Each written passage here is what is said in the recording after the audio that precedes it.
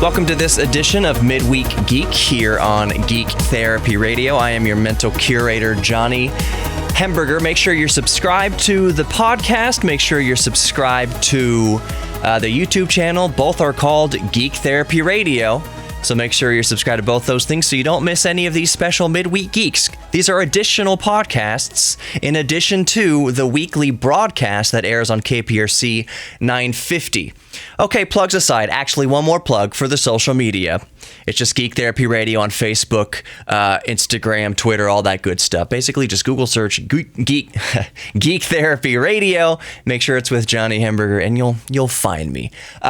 So this week on Midweek Geek, I want to talk about the upcoming new Nintendo Switch. It's not a Nintendo Switch 2. It's not a more powerful version of the Nintendo Switch. It's actually a cheaper, cost-reduced model of the Nintendo Switch. So I kind of want to talk about what I hope to see from it, what perhaps we should expect to see from it, but I also want to get your opinion on the matter. So if you are watching this on YouTube, absolutely, let's talk about it in the comments below. If you're just listening to the podcast, get at me on the Facebook, Geek Therapy Radio on Facebook, and tell me what you think about the upcoming reduced cost version of the Nintendo Switch. Are you excited for it? Do you think it's pointless because the Switch is already a portable device? You know, what do you think about all this? But let's get into it. According to Bloomberg, reports from Bloomberg, we could see the new Nintendo Switch, I should call it the reduced cost version of the Nintendo Switch, as early as June 6th. Other reports from Nikkei say that it's coming out by the fall. So basically, we kind of all agree that we can expect, or we should expect, to see Nintendo make an official announcement or officially release the reduced cost version of the Nintendo Switch by summer to fall. That's a reasonable expectation, and that's why when they that's why I can't even talk today. That's why they would release it before Christmas time, so that when kiddos and anybody else asks for a new Nintendo Switch, it just confuses the parents more, just confuses holiday shoppers more. Which version of the Nintendo Switch do I get? But let's talk about that. Let's talk about the reduced cost version of the Switch specifically. And I'll just get kind of to the point here, what I am expecting to see from it and kind of what I hope, selfishly, what I hope to see from it. It's not going to be a deal breaker either way, but one of the things I hope to see from it, as we can assume that it's going to have it's going to be a more portable version of the Switch, so, which sounds funny to say, but it's going to have built-in controllers. The Joy-Cons are not going to be removable. I think we can all realistically agree that that's one way to cost cut.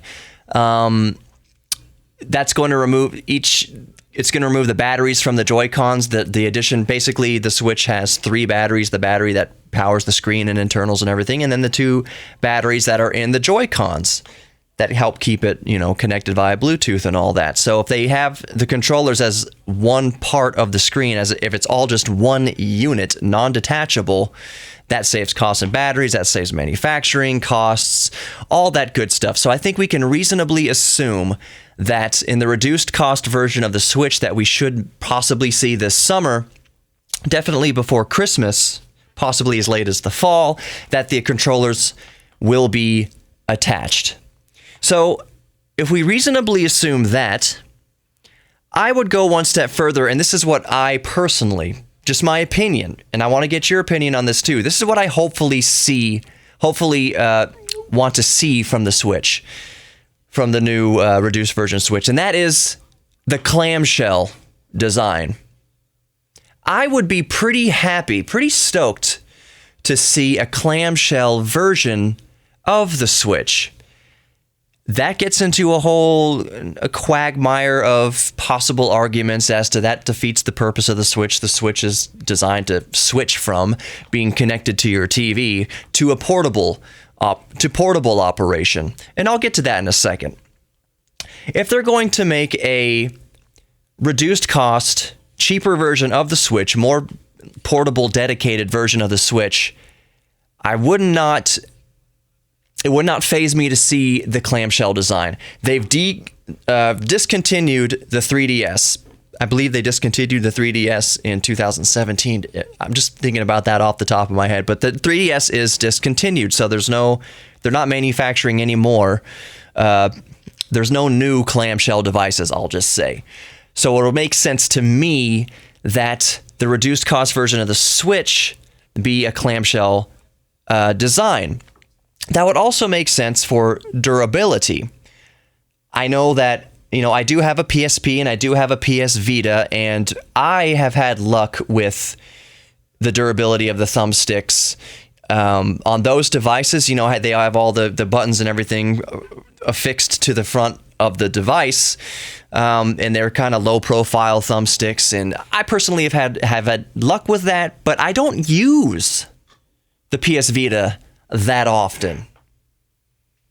I used to use the PSP all the time, and I will say, actually, I did have problems with the thumbstick on the PSP after a while. So it would be cool to see that the reduced cost version of the Switch, the handheld version of the Switch, the dedicated handheld version of the Switch be a clamshell design. It would protect the screen. It would protect the buttons on the face of it. So what do you think? Would you welcome the reduced cost version of the Switch being a clamshell design? I would, but again, like I said, it's not make or break. If the new Switch, reduced cost version of the Switch is not a clamshell, and it does just have the joysticks and the buttons on the face of it like the PS Vita and the PSP, that's fine with me too. The 2DS, actually, the cheapest version of the 3DS family, the 2DS, which gets rid of the 3D gimmick, that's not clamshell. That's kind of built like the old Game Boys. By the way, happy 30th anniversary to Game Boy, released in 1989. But the Game Boy and the 2DS, they're not clamshells. They have the buttons facing the front. So it can be durable, not to be a clamshell, but a big part of me just wants the clamshell design. But what do you think about that?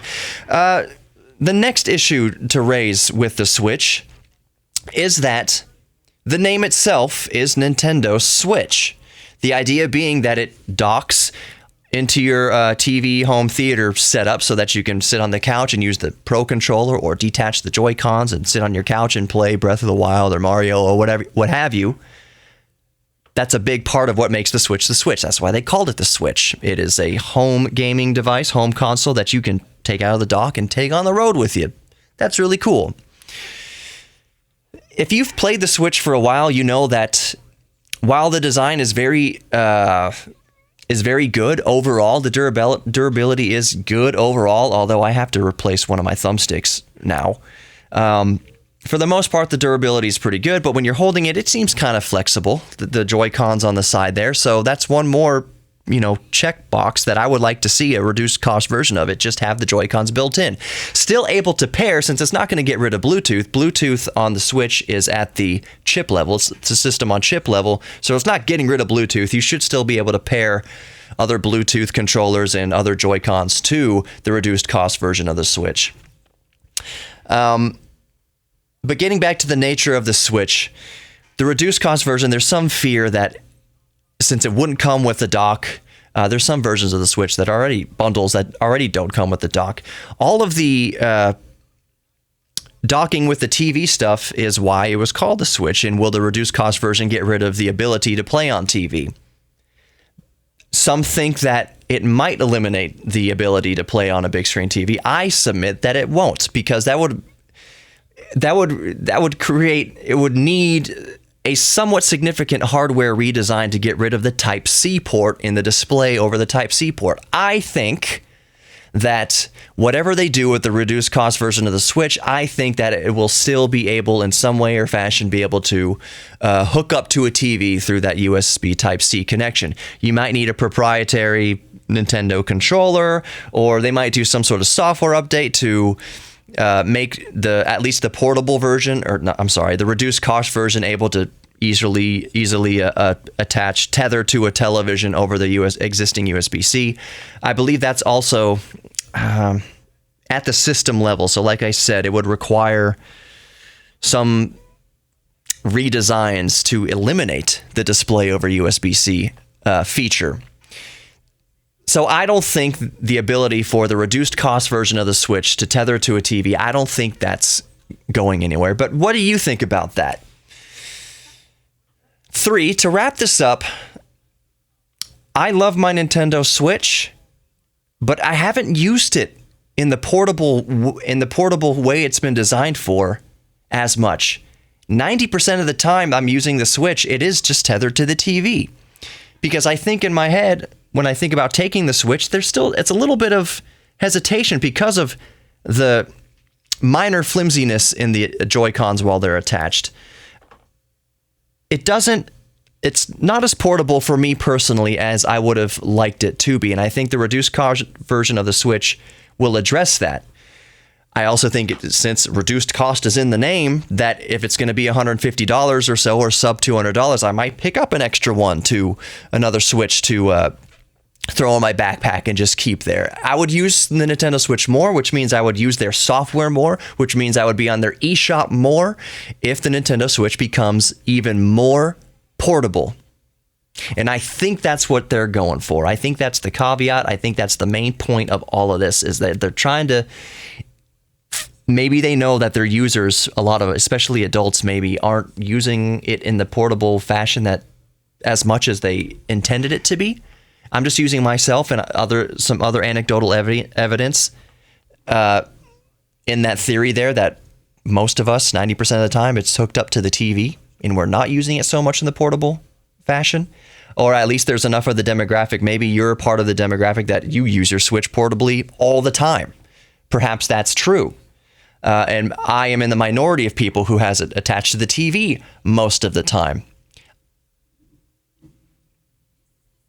I think that minority, that percentage, even if it's 10, 20% of people that keep it hooked up to the TV most of the time, I think if they can chew into that demographic and keep them playing the Switch portably, that they would spend more time in the eShop, spend more time playing Nintendo software, and it would be a good thing. I also have theories on maybe the reduced cost version of the Switch being able to somehow stream to the TV. I mean, that's kind of getting off base here. It doesn't seem like they're going to do that. I wouldn't hold my breath for streaming over the air, over the network to the TV. For one thing, that introduces latency and all sorts of stuff. So I honestly don't know why I mentioned that. I don't think that's going to happen. But what do you think about the reduced cost version of the Nintendo Switch coming out as early as this June? What are you hoping to see in it? What are you hoping for as far as functionality and actual physical design? What do you think we're going to see? What do you hope for? Let me know in the comments below. If you're watching this on YouTube, let me know on Geek Therapy Radio Facebook. If you're just listening to the podcast, other than that, embrace your geek thing, be good to each other, and I'll see you or talk to you in the next one. Take care, everybody.